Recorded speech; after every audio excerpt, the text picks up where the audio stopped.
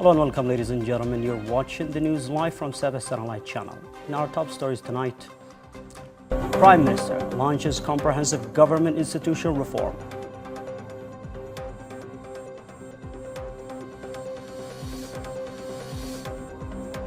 Houthi mortar attack injures 3 civilians on Al-Dali' road.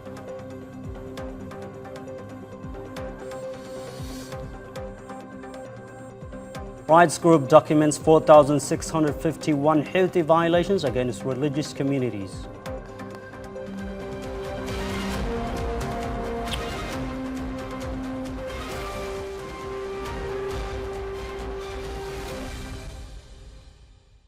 Welcome back. Prime Minister Dr. Shah Mohsin Zindani has launched the government's institutional reform process, chairing the first meeting of the Ministry Committee for Institutional Reform in Aden. The committee reviewed priorities for the first phase, including selective ministries and institutions based on the scale of their institutional challenges and their importance of their sectors.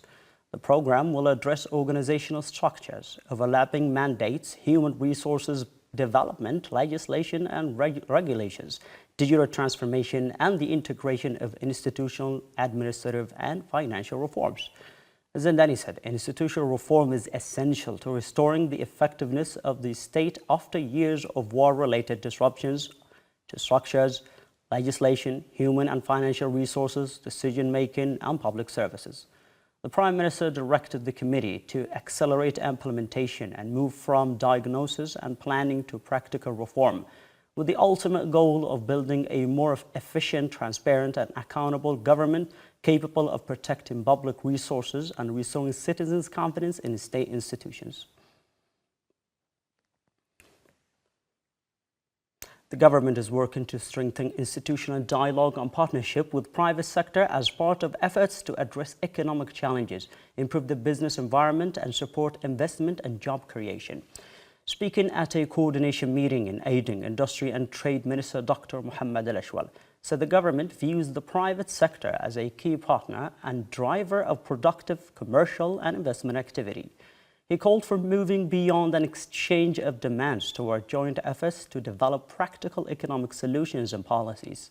Al-Ashwal said the ministry had submitted a draft decision to establish a joint government-private sector committee to the Prime Minister aimed at strengthening institutional dialogue and coordination priorities. The participants also discussed activating the committee, improving investment conditions, and updating Yemen's draft public-private partnership law, originally prepared in 2014.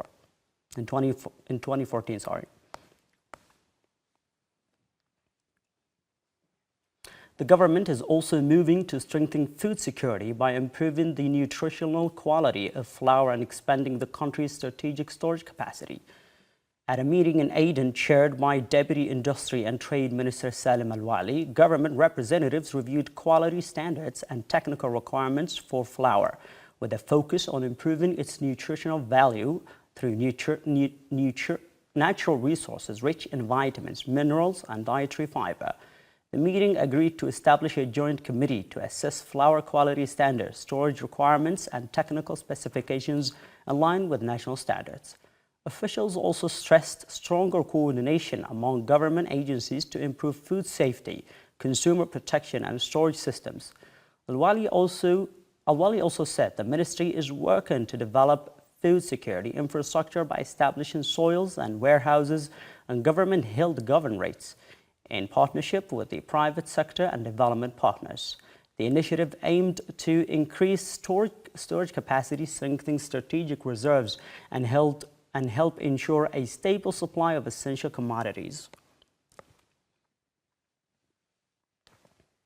The Yemeni Women Empowerment Foundation has documented 4,651 crimes and violations allegedly committed by the Iranian-backed Houthi militia across 14 Yemeni governorates between January 2014 and August 21, 2026.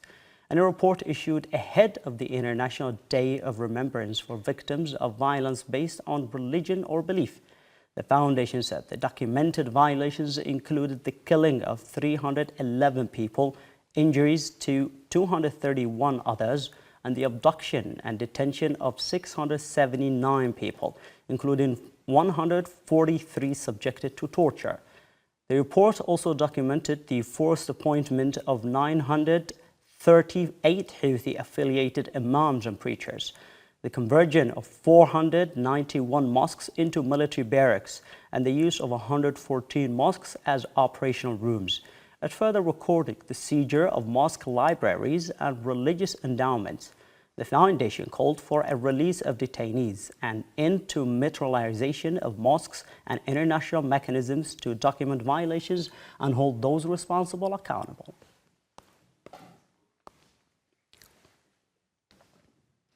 Three civilians, including a woman, have been injured in a Houthi mortar attack targeting two vehicles carrying passengers on the main road between Marais and Demt in northern Adala.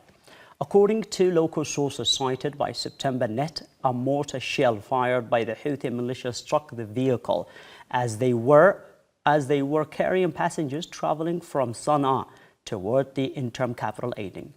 The injured were taken to a hospital in the Marais area for medical treatment. Two of them reported to be in critical condition were later transferred to Aden for further care.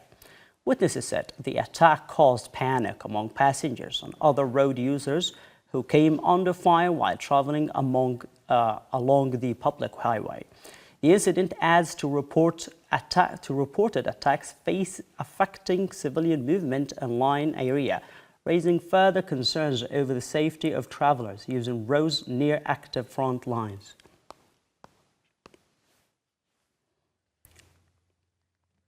A 5-day training course on family and martial counseling has begun in Sayoun, Hadramaut, focusing on strengthening the skills of women working in education and community initiatives. Organized by the Hadramaut branch of the Yemeni Women's Union in cooperation with the SABA Al-Salam Foundation for Development and Reconciliation, the course is training 25 female teachers and community committee members from neighborhoods across Sayoun. The program covers family counseling, effective communication, active listening, understanding family needs, and approaches to addressing family disputes and problems. At the opening, local officials highlighted the importance of developing women's capacities and strengthening the role of teachers and community committees in addressing family issues, raising community awareness, and supporting family stability.